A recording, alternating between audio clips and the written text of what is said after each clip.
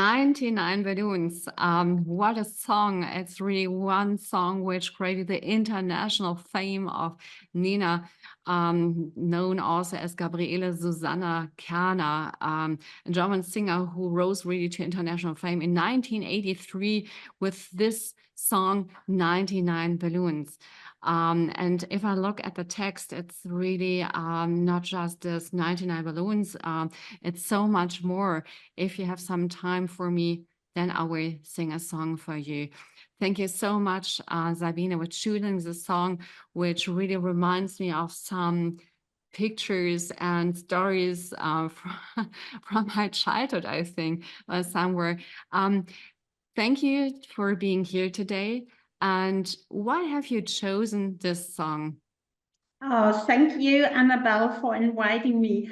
Actually, remember that was during the heat of the Cold War. And to me, I was 13 years old, so you know what my age is about. That was a complete eye-opener. Today, 40 years later, it somehow feels that we are back in a kind of battle zone, right? We talk a lot about fights and conflicts we see worldwide. And my dearest wish for the next generation is really that they have a positive outlook into their future. So if that song can contribute in the same way it has contributed to translate the feeling of a generation and search for peace into today's situation, I would be so happy. That's why I have chosen it, actually. Great, thank you so much. I mean, this is a great and important message, I think, to everyone who are listening to us. So thank you very much indeed. Yeah, officially a warm welcome here to the show, Sabine. I'm super happy to have you here.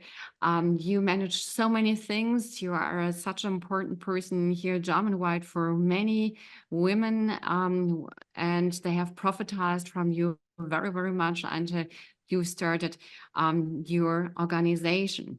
I would like to introduce you with a few words. After working for almost 30 years, mainly in American companies and the technology and consulting industry, a trip to the East Coast of the USA with German supervisory boards inspired you to take the executive search and recruitment of top female leaders into your hands. And then you founded She for Her Leadership Consulting. So you focus on exclusively diverse management teams, and your goal is to enable female managers to take the next step in their career and to help companies to make their own diverse talent visible with customized programs. The possibility of this is to demonstrate it by the Caucasian Association Initiative Women into Leadership, where I'm also member and mentor and super happy about that, which you founded with 3 other successful female managers. What is also not really normal that we are 4 women. Mostly it is at least that if you're a man are in it or you're the only woman and something. So you did a lot of things which are really one and the first and have really role model character. And with the Leadership Next Academy, we're taking this next step and further expanding the promotion of female talent. I'm super happy to have you here.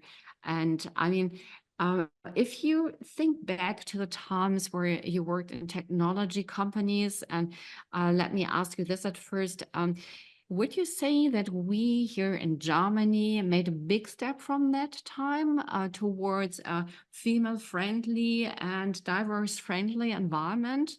Or what is your impression about, yeah, I mean, you have one of the best views, I think, on that. Yes, definitely. At least we are much more aware about the potential of female talents, what they can accomplish. When I joined the industry in the 90s, and we have to remember it was a US based company, a software company. I was very much triggered by a role model, actually, in the movie context. I saw a movie with Sandra Bullock. You may remember The Net. Yes. And I loved that because she was acting as a software developer and she was in this computer IT scene, high-tech scene. And I thought, oh, she's so self-independent and she gets things done and she is really standing up. So I thought I like to be in that industry. And that's why when I joined Novell at that time, we were number one in the software networking industry. And I saw two guys sitting at the reception entrance behind their computers and all these mainframes behind them. And immediately I had the feeling I'm in that movie and I need to be there. Whatever they are going to offer me as a job, this is the company I need to join. And I have to tell, those 6 years, they were so important because what I learned, regardless of your seniority level, regardless of your gender, you can make it there if you're willing to go for it. They didn't ask you, you get a job and you get it somehow done. Don't do this very German thing about, oh, I need to talk about the process. They weren't interested in processes or whatever. Just get the job done. And once you get it done, they reward you regardless of age, of seniority, qualification. So, and that was what really triggered me. Is Germany at that level? I think in the typical German corporations, yes, they're trying to get there. They are not still yet there, but I'm very positive. And with our help, Anabel, they're going to make it. That's very positive. And you're so right, Sabine. I think we have to stay positive and we have to stay proactive because otherwise, if we think that Germany stops on its way, then I think other people would do the same. And I mean, I'm sometimes wondering, and I had I think, a meeting a few weeks ago where they said, oh, you have a child, you said. How old is your child? I said, 5 years old. Oh, 5 years old. And you think you can manage the job? And I said, yes, I'm sure about that. And that's because I'm sitting here, but I'm not sure if I want to manage it in your company, because the question drives me to question myself about if you are the right employer for me. And that is actually as well very much eye-opening. I think what today is most companies in Germany, when they do job interviews, they actually stress that they are absolutely family friendly because they know that this is a turning point. And the question I think somebody needs to ask, what do you do about your men? What happens to them when they get fathers? Are you promoting them taking leave time? Because that's much more important. They are okay with the women by now. You know, you have this traditional 6 weeks leave time, pay time, and some companies do even more for their newly moms. But what do they do about the man? Because I think we are moving much further if they also open up to the male colleagues that they do some great programs for them. Because that gives you a strong indication this organization is really very much progressive and this is a great workplace, so to speak. You're so right. I only can stress this also from my experience of people around me, that it's so important and it shows how open a company is if they support men also in these roles. Do you have a sample where you can describe maybe a quick and a few words a company where they did it really as a kind of role models to give also men the same chance, but also support them in that? Yes, I'm sure internationally there are many of those, especially global companies. But if we talk about the German ones, I know SAP made a very courageous step saying we are going to pay our men the same amount for their leave time as we do for the women. And they went big in newspapers about that because that wasn't the case before. And that was a very courageous step. There are other companies following suit. So over the longer run, we have to see how it is handled. But at least the signals are quite positive, I have to admit. I think so too. So I'm looking forward to talking further about these signs and for the great stories after the small commercial break we have now. We've covered some intriguing topics in the last minutes, and now we will continue our conversation with Sabine. So, Sabine, I liked very much in the beginning where you said that you watched Sandra Bullock and she was a kind of role model, I understood, for you. And I tried to imagine how it was for you to enter this company and then saw a scene which was so similar to a movie with Sandra Bullock where you thought, oh my God, I'm just in it. I'm a part of that. What would you say about imagination, but also role models media can offer us? Are we there on a good way? Are there also role models where you would say, besides Sandra Bullock, we have some other women, men, which are role models for us for this way of life we should live in a way in a life which is diverse? Absolutely. Of course, there are famous names, right? You see in politics or in society or in movies or whatsoever. But I always believe to have some role models in your closer environment because those people can really make a difference. And to me, it's always important not just to have female role models. I like female role models, but I also see that the first real promoters of female careers, I have to say, were men. And sometimes you forget about it. And yes, and take the positive examples.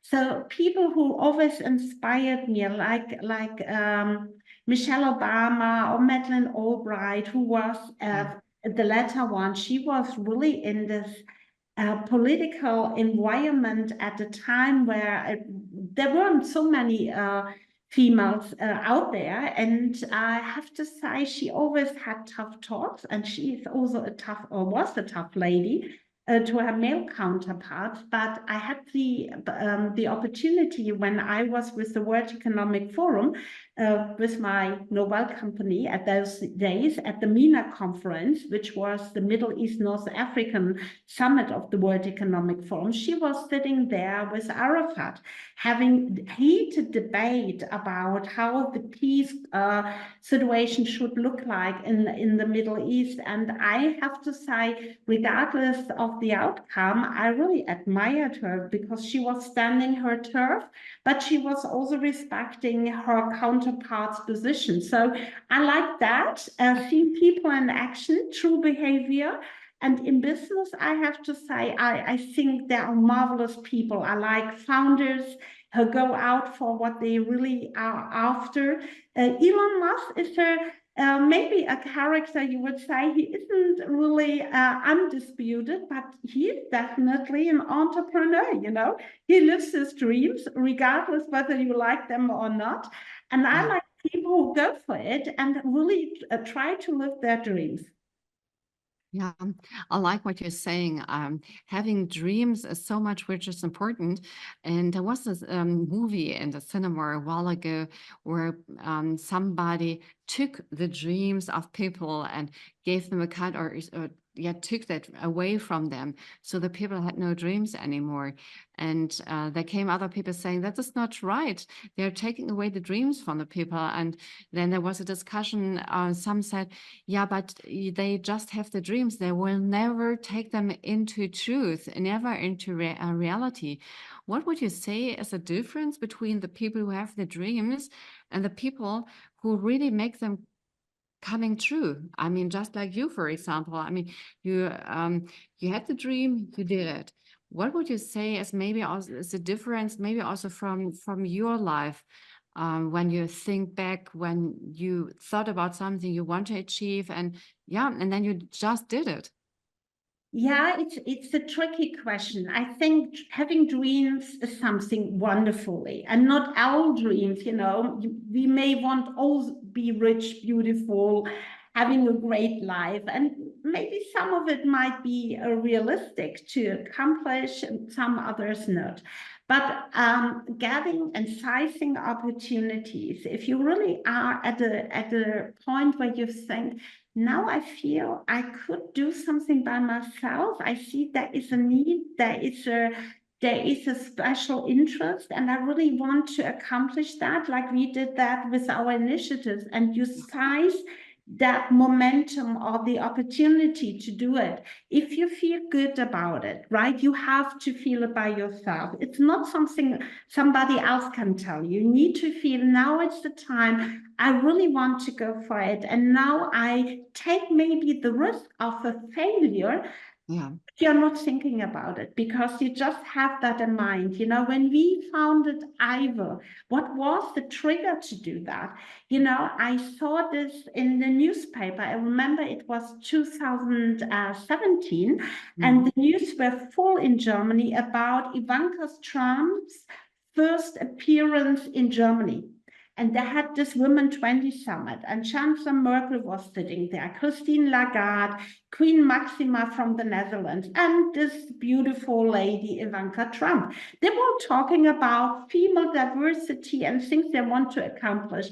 And to me, sorry to say, it sounded a lot like blah, blah. You know, it was the typical type of conference. But I thought there was a notion that there was a communique by 20 companies who commit to targets and goals. And it was very hard to get this communique, this report. So I was asking the organizers, can you send it to me? And somehow I got it and I scanned it through. And there was one company, small company, you may not know it, from Cologne, who was saying, we have established a network of board members who mentor their talents of the different companies together. And I thought, that's a great idea. This is wonderful. And I thought to myself, what they do in Cologne, we can do in Düsseldorf for sure. And we do it better and bigger. But the idea was to do it more, not only better is the wrong word, but to do it more sustainably. Yeah. So we founded an association. I said, I need great people believing in this topic. And I talk to, you normally do that, you talk to your friends and business contacts. What do you think? And could you imagine? Okay, they were a little bit hesitant, but I can sometimes be very convincing, you know. And you know, the moment when everything changed was when we went to Volkswagen and met this wonderful board member, Hiltrud Werner. We went up there and I thought, oh my God, we go to this Volkswagen Tower in Wolfsburg, and they will definitely say they're crazy, yeah. But we managed that appointment, we met her, and she was very different. You know, you expect the board member to be dressed neatly and having this, you know, this large table and having been bombarded with a lot of questions. She had some tough questions, but once we answered them, because we knew what was coming, she said, I'm in. And we didn't listen because we keep talking, and we thought we still have to convince her.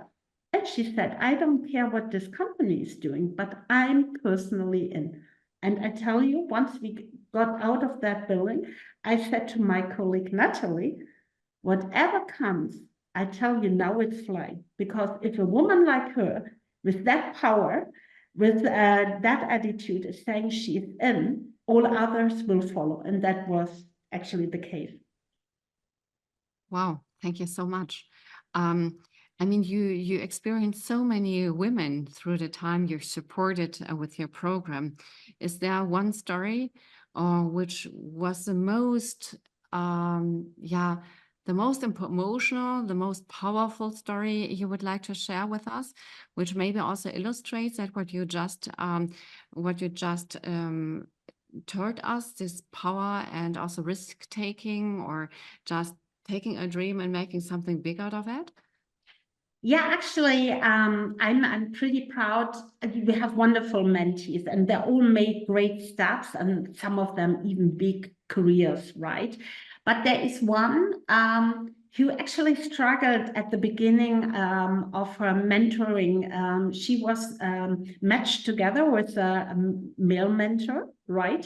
And he also a former board member, and they had at the beginning, my feeling was a little bit difficulties to get along because she is a mom of 3, and she was with her third baby pregnant with the third baby, but she didn't tell him, right? Every time she said, she asked her assistant to write him messages, and he was like, oh, she's not personal, she's not touching base with me, and he was wondering what's going on.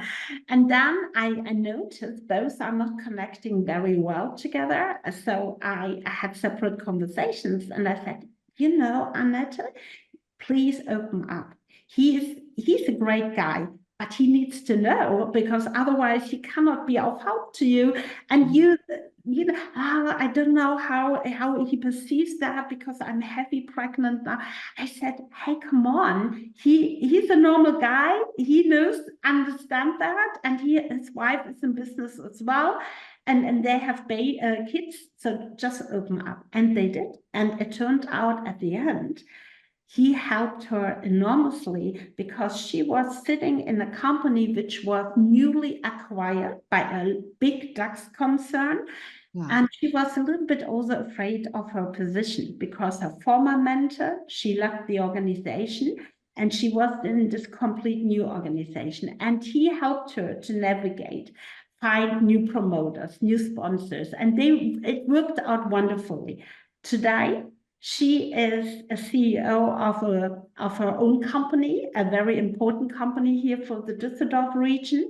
And I have to tell, now she's a mentor with Ivel, and she always comes back and say, hey, that was good that you were so open to me to change behavior, because otherwise I wouldn't have taken the most out of this mentorship.